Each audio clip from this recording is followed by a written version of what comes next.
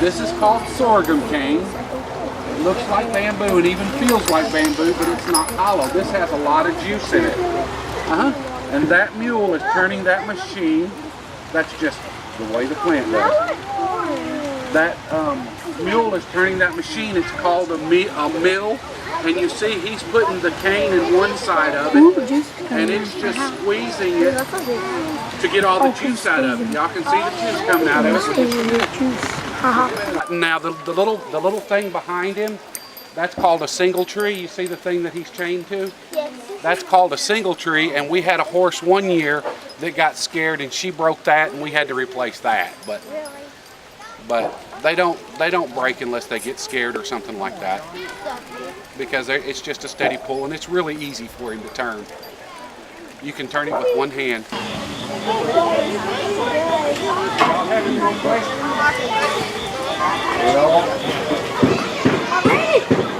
If y'all want to go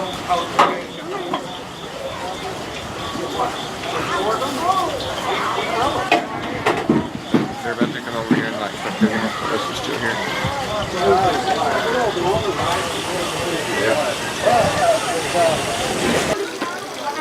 So what we're doing here, we're taking that sorghum juice that John Henry squeezed over there, that green juice, and we're going to put it in this end of the pan.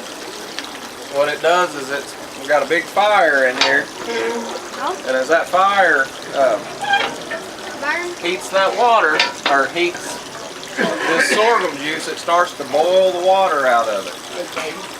Well, what in the pioneer days, this instead of white sugar like you have now to mix in your tea or put in your cakes or whatever, they use sorghum as a sweetener because the Midwest climate isn't conducive to growing sugar cane.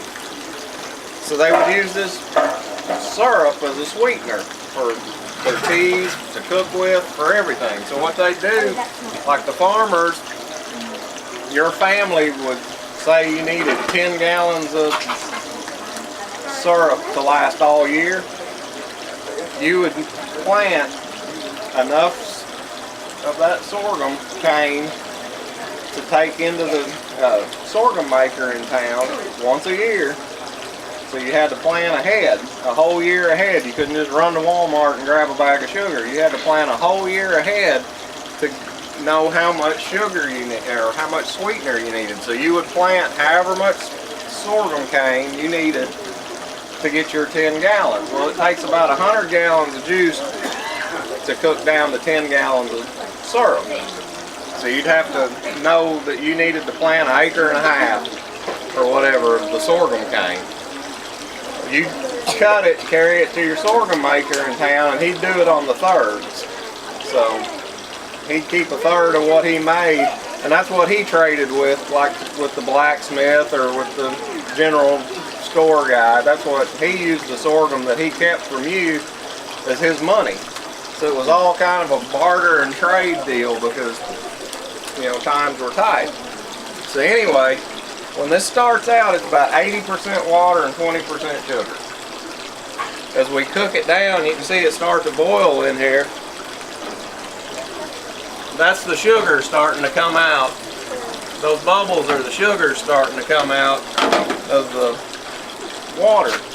As it gets all the way to the other end of the pan, which it takes about 2 hours from where we're starting right here, for it to come out the other end as a finished product. Well, it's about 80% sugar and only 20% water. So basically we boiled the water out of it. There's no preservatives in it. You can just put it on the shelf. You didn't have to refrigerate it, and it'd keep all year long.